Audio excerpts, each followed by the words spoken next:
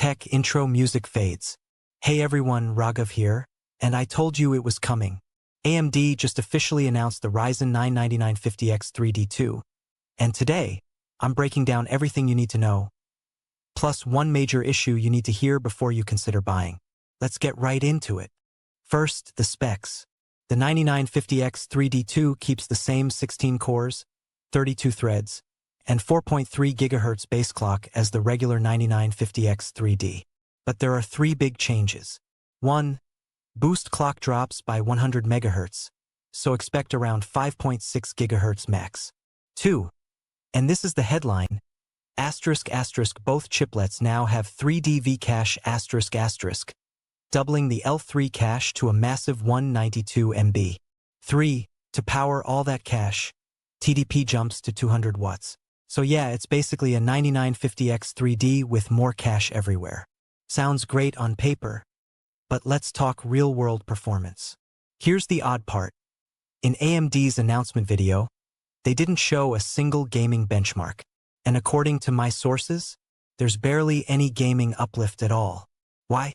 Because just like current X3D chips, AMD likely disables the second CCD during gaming to avoid latency from cache coherence. That's why their messaging says, you still get the incredible gaming performance you expect from a Ryzen X3D. Translation. Gaming performance is essentially unchanged from the 9950X 3D.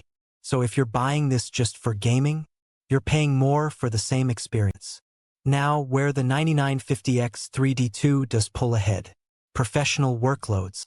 In rendering, video encoding, code compilation, tasks that love huge caches, we're seeing 5 to 13% higher performance versus the standard 9950X 3D.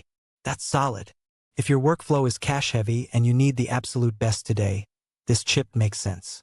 But, and this is a big but, there's a timing problem. Because Zen 6, AMD's next-gen Ryzen 10000 series, is reportedly just around the corner, and leaks point to a massive leap, up to 24 cores.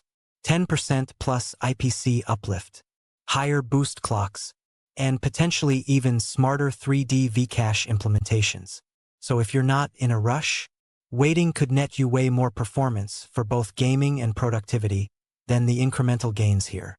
The 9950X 3D2 launches April 22 ND, with rumors pointing to $799.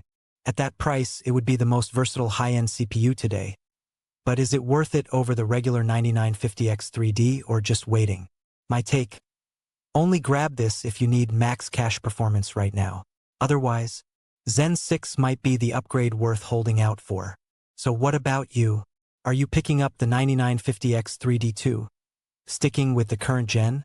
Or waiting for Zen 6?